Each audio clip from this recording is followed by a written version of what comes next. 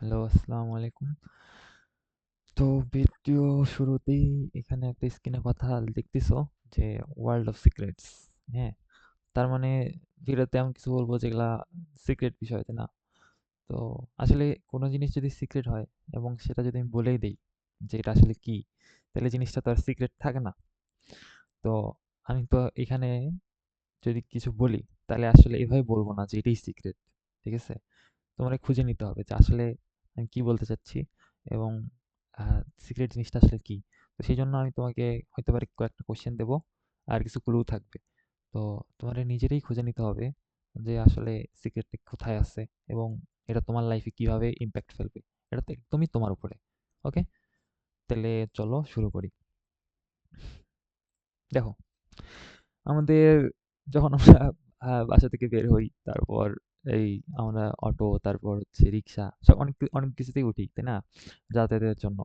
তো যখন আমরা উঠি, তখন আমরা দেখি যে অনেকগুলা ট্রাক, যার পিছনে এই কথাটা লেখা থাকে যে নামাজ হলো সফলতার চাবিকাঠি। এই কথাটা লেখা থাকে। কখনো কি ভাবছো যে নামাজ কেন সাফল্যের চাবিকাঠি বলতেছে? নাকি এটা জাস্ট হচ্ছে একটা ধার্মিক বিষয়? হ্যাঁ? কখনো কি ভাবে দেখছো এভাবে যে কেন? অন্য অনেক কিছুই তো সাফল্যের চাবিকাঠি হইতে পারে। টাকা কামাই করা, তারপর আ বিয়ে করা, তারপর ভালো একজন মানুষ হওয়া, তারপর সমাজের হেল্প করা। এটা তো সাফল্যের চাবিকাঠি হইতেই পারত।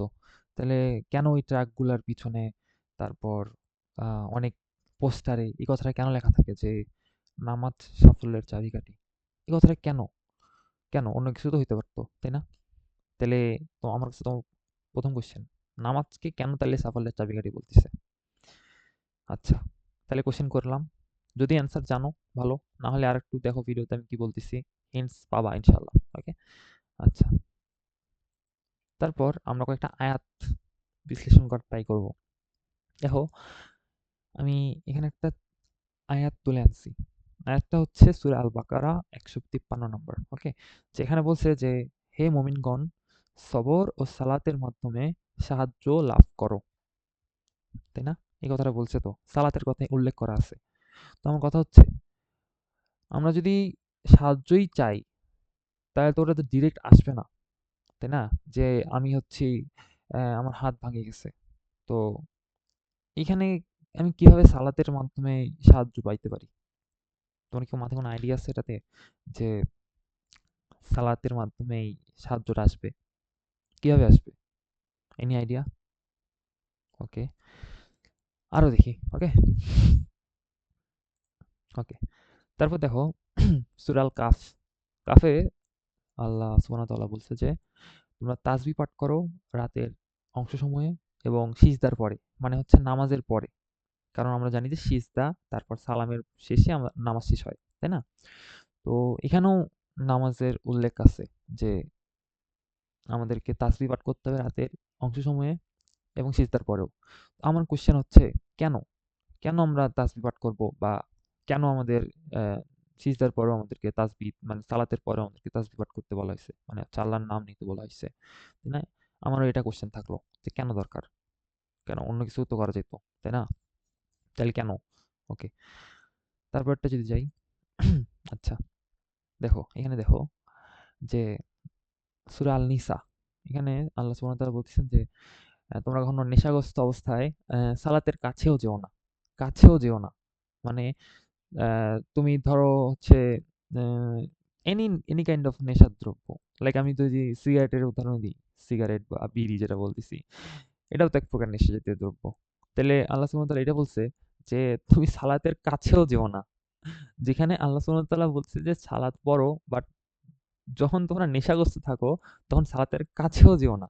কাছেও যেও না। মানে সালাত পড়ো না এটা বলতিছে না। সালাতের কাছেও যেও না। তাইলে আমার কথা হচ্ছে কেন? কেন আমি যাব না? সালাত তো সফলতার চাবিকাঠি। তাহলে কেন আমি নেশাগ্রস্ত থাকা অবস্থায় যাব না? কেন? আচ্ছা। তারপর সূরা তহাতে আল্লাহ সুবহানাহু ওয়া তাআলা বলতেছে যে দেখো, আহ এবং নিজ পরিবারবর্গকে নামাজের আদেশ করো এবং তাতে অবিচলিত থাকো। তাহলে আমার কথা আবারও নামাজের কথাই বলা হইছে সূরা তহাতে। কিন্তু এখানে বলতেছে যে নিজে যেরকম আমি অ্যা নামাজ পড়বো, সেরকম আমার পরিবারবর্গও যেন নামাজের উপর ঠিক থাকে। বারবার বলা হইছে। এবং এখানে বলা হইছে যে, "আমি তোমার কাছে রিজিক চাই না।" মানে আল্লাহ সুবহানাহু ওয়া তাআলা আমাদেরকে বলতেছে, "আমি তোমার কাছে রিজিক চাই না, কিন্তু রিজিক আমি তোমাকেই দেব।" এই রিজিকটা চাইতে হবে কিসের মাধ্যমে? নামাজের মাধ্যমে। এটাই তো এই আয়াতে বলতেছে, তাই কি না? তাহলে আমার কথা হচ্ছে আবারও এখানেই সালাতের আদায় বলছে এবং এটা শুধু তোমার কথা বলে নাই। বলছে যে তোমার ফ্যামিলি যেন এটার উপরে ফিক্স থাকে। তাহলে আমার কথা হচ্ছে আবারও একই কথা যে কেন? এখানে একটা কেন থাকলো আমার। ওকে, ওকে। আর সর্বশেষ আমার একটা কোয়েশ্চেন তোমাদের কাছে থাকবে যে মানুষ কি সময়ের দাস নাকি মানুষ সময় মানুষের দাস? ওকে, এই কোয়েশ্চেনটা আমি তোমাকে করে যাচ্ছি। তো এখানে আরেকটু কথা বলে রাখি যে আমি যেহেতু এতক্ষণ ধরে নামাজের কথা বলে আসতেছি, তো শেষে আমি সময়ের কথা বলছি। তার মানে এটা একটা ক্লু তোমার জন্য যে কেন? মানে আমরা আশরাফুল মাখলুকাত। আমরা হচ্ছে সৃষ্টির সেরা জীব, তাই না? এটা তো সবাই আমরা ছোট থেকে দিয়ে পড়ে আসতেছি যে সৃষ্টির সেরা জীব হচ্ছে মানুষ। তাইলে আমার কথা হচ্ছে যে আমরা যখন আসলাম পৃথিবীতে বা জন্ম নিছি, তো আমরা জানি যে আমাদের আশেপাশে পরিবেশে যা কিছু আছে সবকিছু আল্লাহ সুবহানাহু ওয়া তাআলা আমাদের জন্য বানাইছে। আমাদের জন্য বানাইছে। তাইলে যেমন আমাদের আশেপাশে যত পশু-পাখি, ফলমূল, উদ্ভিদ সবকিছু কিন্তু আমাদের জন্য তৈরি করা হইছে। শুধু আল্লাহ সুবহানাহু ওয়া তাআলা আমাদের কাছে চাইছে যে আমার ইবাদত করো। আমার ইবাদত করো তুমি। এর বদলে আমি তোমার জন্য বাকি সব তোমার জন্যই বানানো হইছে। ঠিক কি না? তাইলে আমার কথা হচ্ছে আমরা আশরাফুল মাখলুকাত, তাইলে সময় কি আমাদের জন্য বানানো হইছে? নাকি আমরা সময়ের জন্য? তুমি যদি এই উত্তরটা খুঁজে পাও, আমার পুরা এতক্ষণ ধরে আমি যা বলছি সবগুলোর উত্তর তুমি পাবা।